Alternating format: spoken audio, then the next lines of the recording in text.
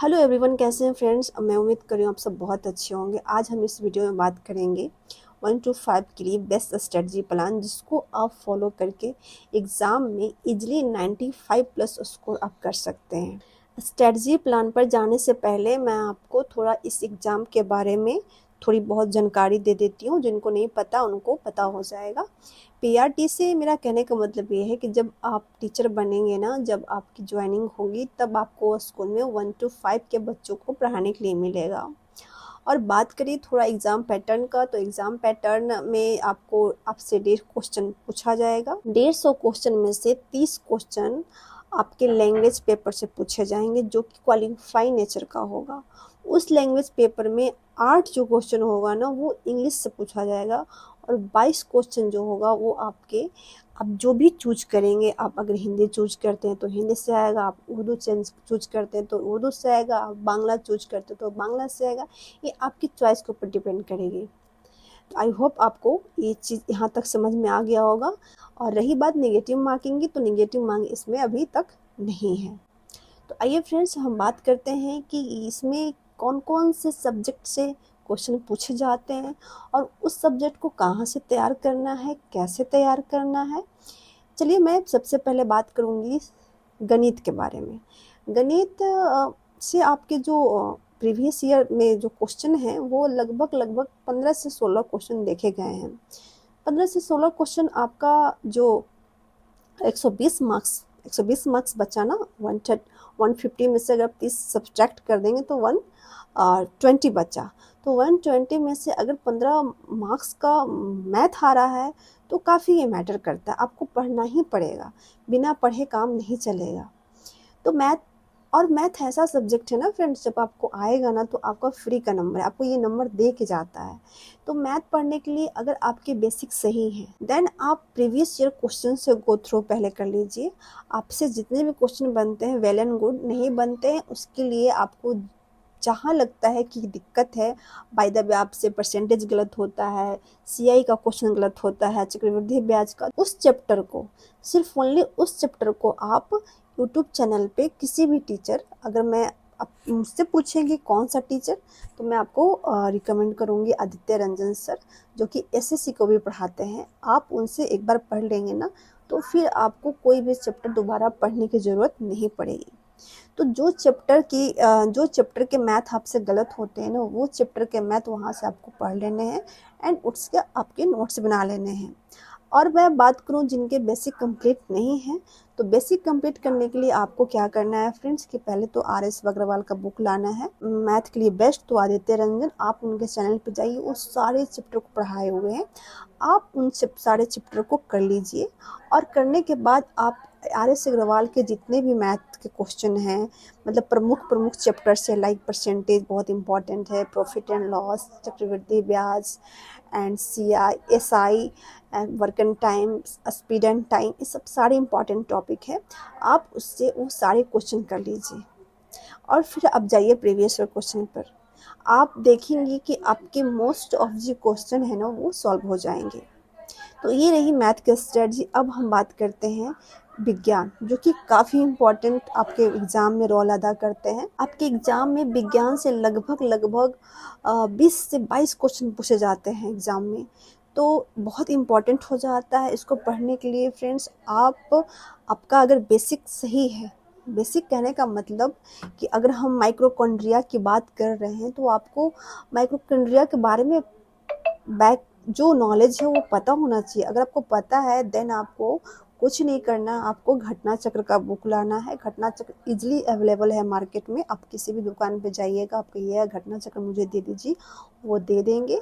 वो घटना चक्र को लाना है एंड उसके जो बेसिक फैक्ट्स होते हैं एंड उसके जो प्रीवियस ईयर क्वेश्चन होते हैं, वो दोनों को आपको लगा डालना है। इतना करने के बाद ये जो काम है ना, आपको सबसे ज़्यादा करना है बायो में, जो कि बायो से क्वेश्चन ज़्यादा रहते हैं, देन फिजिक्स में, और फिर उसके बाद केमिस्ट्री में। केमिस्ट्री में थोड़ा कम आपको करना है, बाकी जो बायो और फिजिक्स उसको ज़्यादा करना है। इतना कर लेने के बाद आपको क्या करना है कि प्रीवियस ईयर पे जाना है। जितने भी प्रीवियस ईयर हो चुके हैं, TRE 1, TRE 2, TRE 3, सारे क्वेश्चन को आपको सॉल्व कर लेने हैं। और अब बात करें जिनके बेसिक कंप्लीट नहीं है तो उसके लिए आपको जाना पड़ेगा फ्रेंड्स 10th 9th 8 7 के एनसीईआरटी पे। एनसीईआरटी देखिए फ्रेंड्स, लगता है कि बहुत ज़्यादा टफ है, बोरिंग है, लेकिन एनसीईआरटी जो आपको थॉट्स और नॉलेज देगा ना, वो कोई भी बुक और कोई भी टीचर नहीं देगा। तो आप मेरे कहने से 1 से 2 बार एनसीईआरटी को ज़रूर पढ़िए। बहुत आपका जो भी कॉन्सेप्ट है ना क्रिस्टल क्लियर हो जाएगा। आप पहले वहाँ करिए, देन घटना चक्र करिए, फिर जाके आप प्रीवियस ईयर क्वेश्चन कीजिए। ठीक है फ्रेंड्स, तो आप इतना करेंगे तो आपको साइंस में दिक्कत नहीं होगा। अब हम बात करते हैं नेक्स्ट सब्जेक्ट। नेक्स्ट सब्जेक्ट है आपका भूगोल। भूगोल में आपका ईवीएस भी शामिल है, तो इससे भी आपके लगभग 20 से 23 क्वेश्चन पूछे गए हैं, जो कि काफ़ी इंपॉर्टेंट हो जाता है एग्ज़ाम के लिए। तो भूगोल के लिए जो सबसे ज़रूरी है वो है मैप। आपको मैप पता होना चाहिए। आपको पता होना चाहिए कि केरला कहाँ है, महाराष्ट्र कहाँ है, कौन सा साइड में है, एंड कहाँ की मिट्टी कैसी है, कहाँ का क्लाइमेट कैसा है। मतलब अगर अब मैं भारत की बात करूँ तो भारत का भी पता होना चाहिए, एंड वर्ल्ड की बात करूँ तो आपको पता होना चाहिए कि साउथ अमेरिका कहाँ है, अंटार्कटिका महासागर कहाँ है। आपको इन सारी चीज़ें दिमाग में चलना चाहिए, आपको विजुअलाइजेशन पता होना चाहिए। ठीक है फ्रेंड्स, तो आप पहले मैप कर लेंगे ज्योग्राफी के लिए, देन आप क्या करेंगे, मैप करने के लिए खान सर का वीडियो बहुत पॉपुलर है, आप वहाँ से कर सकते हैं, वहाँ से आप कर लेंगे। और मैप करने के बाद आप क्या करेंगे कि अगर आपके बेसिक्स कंप्लीट हैं तो डायरेक्ट आपको घटना चक्र पढ़ना है, सेम विज्ञान के जैसे। अगर आपको बेसिक कंप्लीट नहीं है तो फिर से आपको एनसीईआरटी जाना होगा। और एनसीईआरटी भूगोल के लिए आपको 6 से 10 तक कवर करने होंगे, जो कि दिखने में बहुत टफ है, लेकिन जब आप करने बैठेंगे ना, जब आप टारगेट बना लेंगे ना कि हमको आज 2 चैप्टर ख़त्म करना है, कल फिर 2 चैप्टर ख़त्म करना है, ऐसे करके आपके पास गोल्स होंगे ना, तो आप उसको ईजिली कर ले जाएंगे। देन फिर आप घटना चक्र कर लेंगे। फिर उसके बाद घटना चक्र करने का मतलब ये है फ्रेंड्स कि आप उसमें फैक्ट्स देखेंगे, उसमें प्रीवियस क्वेश्चन देखेंगे, उसको बार बार लगाएंगे, देन आप प्रीवियस क्वेश्चन पे जाएंगे। अब हम बात करते हैं नेक्स्ट सब्जेक्ट का। नेक्स्ट सब्जेक्ट आपका है करेंट अफेयर। करेंट अफेयर का काफ़ी ज़्यादा वेटेज है इस एग्ज़ाम में। आपके करेंट अफेयर से 15 से 16 क्वेश्चन पूछे गए हैं। तो करेंट अफेयर पढ़ने का एक बहुत अच्छा और सरल तरीका ये है कि आप का जब भी एग्ज़ाम है ना, तो आप उसकी 1 ईयर पहले के करंट अफेयर को तैयार कर लें। अगर आप 1 ईयर पहले के करंट अफेयर को नहीं तैयार कर पाते हैं तो कम से कम 9 मंथ पहले का तो ज़रूर ही तैयार कर लें। अब बात आती है कि कैसे इसको तैयार करना है। देखिए फ्रेंड्स, करंट अफेयर के लिए गौरव सर काफ़ी पॉपुलर है। उनका जो मंथली एक्सप्लेनेशन आता है, पहले आप उसको देख लेंगे। आगे एग्जाम्पल के तौर पे अभी सितंबर चल रहा है, अगर हमको 1 ईयर पहले का तैयार करना है तो अभी सितंबर चल रहा है ना, तो हम अगस्त से शुरू करेंगे। ठीक है, अगस्त के जो मंथली कंपाइलेशन है उसको देख लेंगे। और देखने के बाद आपको क्या करना है कि स्पीडी या तो एडिटोरिया, दोनों में से आप कोई भी लेंगे, दोनों बुक्स ही अच्छे हैं, बहुत अच्छे हैं। आप कोई एक बुक को लाइए और उसमें भी मंथली करंट अफेयर होते हैं, उसको भी आप पढ़ लीजिए।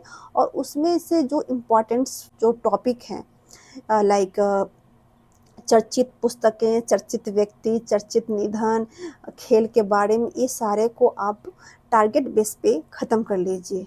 इतना करने के बाद आपको क्या करना है कि आप उसमें जो वस्तुनिष्ठ प्रश्न होते हैं प्रत्येक करंट अफेयर में, पीछे में आप देखेंगे ना तो वस्तुनिष्ठ प्रश्न होता है, आप उसको पेंसिल के थ्रू टिक आउट कर लीजिए।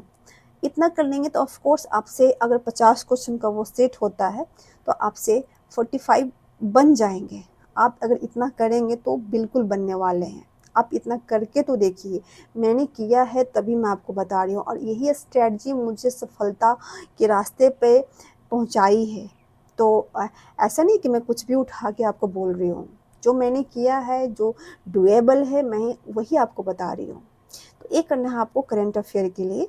और अब बात करते हैं करंट अफेयर के बाद बात करते हैं हम रीजनिंग का। रीजनिंग भी काफ़ी इम्पॉर्टेंट है। रीजनिंग इम्पॉर्टेंट है लेकिन बहुत अच्छा, मतलब हलवा सब्जेक्ट है। रीजनिंग में आपको कुछ नहीं करना है, मैं जो टॉपिक बता रही हूँ टॉपिक आपको कर लेने हैं। लाइक वो क्लॉक कर लेने हैं, कैलेंडर कर लेने हैं, सिटिंग अरेंजमेंट कर लेने हैं।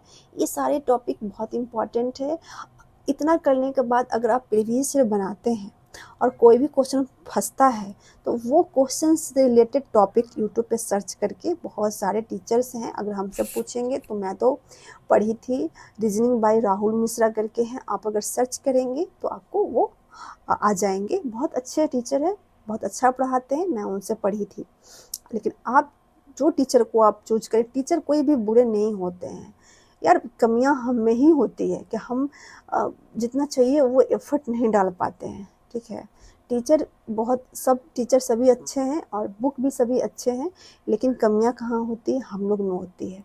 दूसरे को ब्लेम करने से ज़्यादा अच्छा है कि हम लोग खुद पे काम करें, मुझे ऐसा लगता है। तो रीजनिंग में आपको ज़्यादा मेहनत करने की ज़रूरत नहीं। अगर आप ज़्यादा मेहनत करते हैं रीजनिंग के लिए तो आप कहीं ना कहीं अपना टाइम को बर्बाद कर रहे हैं। अब बात करते हैं पॉलिटी की। पॉलिटी तो बहुत अच्छा सब्जेक्ट है और पॉलिटी के लिए, पॉलिटी से ज़्यादा क्वेश्चन आते भी नहीं हैं, 7 से 8 क्वेश्चन आते हैं। उसके लिए आपको बहुत ज़्यादा करने की ज़रूरत नहीं है। इसके लिए आपको डायरेक्ट घटना चक्र लेना है। घटना चक्र देखिए मेरे पास अभी घटना चक्र है, घटना चक्र लेना है और इसमें से जितने भी चैप्टर दिए हुए हैं, अनुसूचियाँ, भाग, सर्वोच्च न्यायालय, विधान सभा, ये सारे टॉपिक्स आपको कर लेने हैं। करने का मूल जो आधार है वो है आपके प्रत्येक चैप्टर के स्टार्टिंग में कुछ नोट्स दिए हुए हैं, आपको उसको अच्छे से ध्यान में रखना है। वो ध्यान में कैसे रहेगा, जब आप उसको याद करेंगे, बार बार रिवाइज करेंगे और उसके बेस पे प्रीवियस ईयर क्वेश्चन है उसको आपको लगा डालने हैं। That's it. इतना अगर आप कर लेंगे ना सारे फ्रेंड्स, सारे सब्जेक्ट में, तो आपको 95 क्या, हम तो कहते हैं 100+ आप स्कोर करेंगे। इतना करना इजी नहीं है, लेकिन हाँ अगर जब करने बैठेंगे ना तो आप कर ले जाएंगे, मुझे पता है। बशर्ते कि आप एक बार स्ट्रैटेजी बनाइए। जब आप पहले सिलेबस ख़त्म कर लेंगे, प्रीवियस ईयर ख़त्म कर लेंगे, तो लास्ट में आपको मॉक टेस्ट देना है। मॉक टेस्ट देने से पहले आपने जो भी सिलेबस कंप्लीट किया है, जो भी आपने नोट्स बनाए हैं, पहले आप उस नोट्स को रिवाइज करेंगे, देन आप मॉक टेस्ट देने बैठेंगे। मॉक टेस्ट देने से पहले आपको स्टॉप वॉच पे टाइमिंग सेट करना है। टाइम सेट करके ही आप मॉक टेस्ट दें। जब आप मॉक दे लेते हैं ना, तो जो भी आपकी गलतियां हैं उसको 1 से 2 बार ज़रूर देखें और ये एनालाइज करें कि कौन सा सेक्शन मेरा वीक है, कहाँ से कौन सा सेक्शन से मेरा सबसे ज़्यादा प्रश्न गलत हो रहा है। उस सेक्शन को फिर से पुनः आप रिवाइज करेंगे।